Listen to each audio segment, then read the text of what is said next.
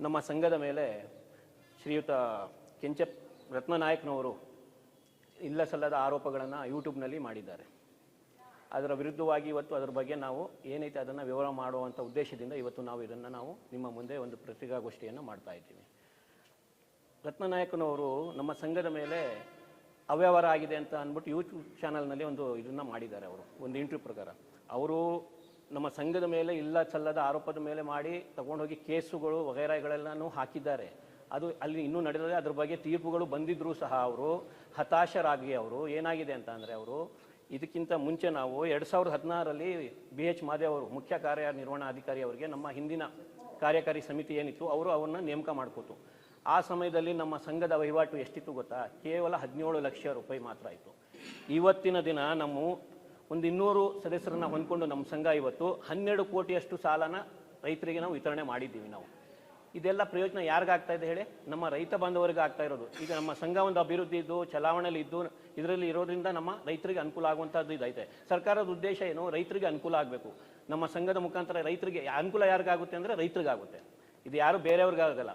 ಅದ್ರದ್ದೊಂದು ನೀತಿ ನಿಯಮಗಳು ಎಲ್ಲ ಇರೋದ್ರಿಂದ ಸರ್ಕಾರ ಏನು ನೀತಿ ನಿಯಮ ರೂಪಿಸಿದೆ ಅದರ ಪ್ರಕಾರ ಸಂಘನ ಆಯ್ಕೆ ಮಾಡಿ ರೈತರಿಗೆ ಸಾಲ ಸವಲತ್ತುಗಳನ್ನು ಅನುಕೂಲ ಮಾಡಿಕೊಡ್ತಾ ಇದ್ದೀವಿ. ನಾವು ಬರೀ ಮಧ್ಯವರ್ತಿಗಳು ನಾವು ಅಷ್ಟೇ. ಸರ್ಕಾರದಿಂದ ಬರುವಂಥ ಸವಲತ್ತು ಸಾಲಗಳನ್ನು ತಂದು ನಾವು ರೈತರಿಗೆ ತಲುಪಿಸ್ತೀವಿ. ರೈತರುಗಳು ಸಹ ಏನು ತಮ್ಮ ಆಸ್ತಿ ವಹಿವಾಟುಗಳನ್ನೆಲ್ಲ ಅಡ ಇಟ್ಟು ಸರ್ಕಾರಕ್ಕೆ ಅದರ ಪ್ರಕಾರ ಅವರು ತಗೊಂಡು ಅವರ ಸಮಸ್ಯೆಗಳನ್ನ ಬಗೆಹರಿಸ್ಕೊಳ್ಳೋಕ್ಕೆ ಅವರು ಅಭಿವೃದ್ಧಿ ಮಾಡಲಿಕ್ಕೆ ಸರ್ಕಾರ ಒಂದು ಯೋಜನೆ ಮಾಡಿ ಸಹಕಾರ ಸಂಘಗಳ ಮುಖಾಂತರ ಈ ಯೋಜನೆ ತಂದೈತೆ ಅಲ್ವಾ? ಇದು ಮಾಡ್ತಾ ಇರೋದು ಯಾರಿಗೆ? ರೈತರಿಗೋಸ್ಕರ ಮಾಡಿದೆ. ಈಗ ಸಾಲ ಮನ್ನಾ ಆಗಿರೋದು ಯಾರಿಂದ? ಸರ್ಕಾರದಿಂದ ಆಗೈತೆ. ಸಾಲ ಮನ್ನಾ ಆಗಿದ್ರೆ ಏನು? ಅದಕ್ಕೊಂದು ನೀತಿ ನಿಯಮಗಳಿದೆ. ಅದ್ರ ಪ್ರಕಾರ ತಾನೇ ಸಾಲ ಮನ್ನಾ ನೀತಿ ನಿಯಮ ಇಲ್ಲದೆ ಯಾವುದೇ ಒಂದು ಕೆಲಸ ಕಾರ್ಯಗಳು ಆಗೋದಿಲ್ಲ. ಅದು ಎಲ್ಲರಿಗೂ ಗೊತ್ತಿದೆ. ಅಂಥದ್ರಲ್ಲಿ ಅವರು ಇದು ಅವ್ಯವಹಾರ ಆಗ್ಬಿಟ್ಟಿದೆ ಅಂತ ಹೇಳ್ತಾ ಇದ್ದಾರೆ. ಅವ್ಯವಹಾರ ಆಗೋಕ್ಕೆ ಏನು ಮೇಲಾಧಿಕಾರಿಗಳು ಸುಮ್ಮನೆ ದುಡ್ಡನ್ನ ತಂದು ಯಾರಿಗೂ ಕೊಡುವಂಥ ವ್ಯವಸ್ಥೆ ಇದೆಯಾ ಸರ್ಕಾರದಲ್ಲಿ? ಯಾವ ಕಾರಣಕ್ಕೂ ಇರೋದಿಲ್ಲ ಅಲ್ವಾ? ಪ್ರತಿಯೊಂದಕ್ಕೂ ನೀತಿ ನಿಯಮ ಪ್ರತಿಯೊಂದು ಇರ್ತದೆ. ಅದ್ರ ಪ್ರಕಾರ ಮಾಡ್ಕೊಂಡು ನಾವು ಹೋಗಿದ್ದೀವಿ. ನಮ್ಮ ಸಂಘಕ್ಕೆ ಅವರು ಪದೇ ಪದೇ ಈ ಥರ ಆರೋಪಗಳನ್ನ ಮಾಡ್ತಾ ಮೇಲಧಿಕಾರಿಗಳಿಗೂ ಹೋಗಿ ಕಿರುಕುಳ ಕೊಟ್ಟು ಅವ್ರಿಗೂ ಬ್ಲ್ಯಾಕ್ ಮೇಲ್ ಮಾಡುವಂಥ ಪ್ರಯತ್ನ ಮಾಡಿ ಇಲ್ಲ ಸಲ್ಲದ ಆರೋಪಗಳು ಮಾಡಿದ್ದಾರೆ. ಅದಕ್ಕೆ ಉತ್ತರನೂ ಬಂದೈತೆ. ಆದರೂ ಅವರು ಅದನ್ನು ಸಮಾಧಾನ ಪಟ್ಕೊಳ್ಳದೆ ಈಗ ಯೂಟ್ಯೂಬ್ ಮುಖಾಂತರ ಜನಗಳಿಗೆ ಇಲ್ದಿರೋಂತಹ ಒಂದು ಮೆಸೇಜ್ನ ಕೊಡ್ತಾ ಇದ್ದಾರೆ. ಸಂಘದ ಮೇಲೆ ಕೆಟ್ಟ ಹೆಸರು ತರುವಂಥ ಉದ್ದೇಶದಿಂದ. ಕೆಟ್ಟ ಹೆಸರು ತರಬೇಕು ಉದ್ದೇಶ ಏನು ಅಂದರೆ ಇವರು ಕಳೆದ ಚುನಾವಣೆಯಲ್ಲಿ ಅವರು ಸ್ಪರ್ಧಿಸಿದರು. ನಮ್ಮ ಯಾವುದಕ್ಕೆ ಡೈರೆಕ್ಟ್ರು ಇದಕ್ಕೆ ಅವರು ಚುನಾವಣೆಗೆ ಸ್ಪರ್ಧಿಸಿದರು. ಆ ಚುನಾವಣೆಯಲ್ಲಿ ಅವರು ಸೋತಿದ್ದಾರೆ.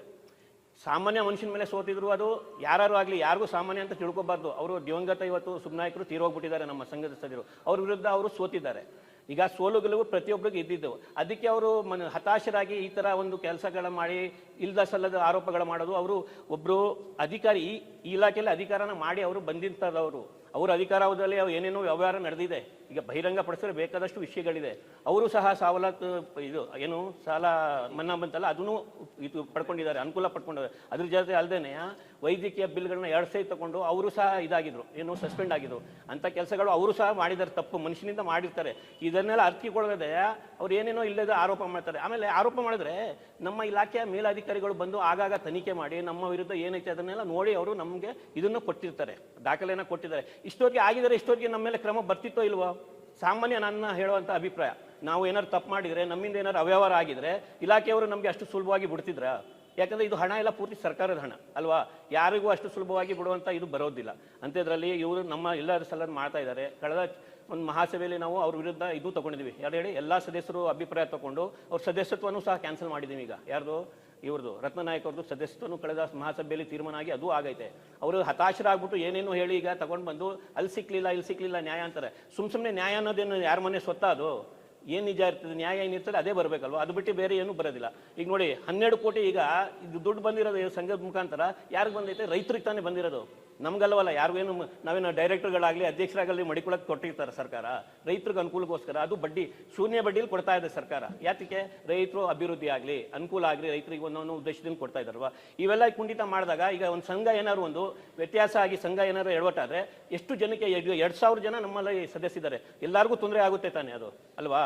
ಆ ಉದ್ದೇಶದಿಂದ ದಯವಿಟ್ಟು ಇವರು ಮಾಡಿರೋ ಇದು ಆರೋಪ ಎಲ್ಲ ಪೂರ್ತಿ ಸುಳ್ಳು.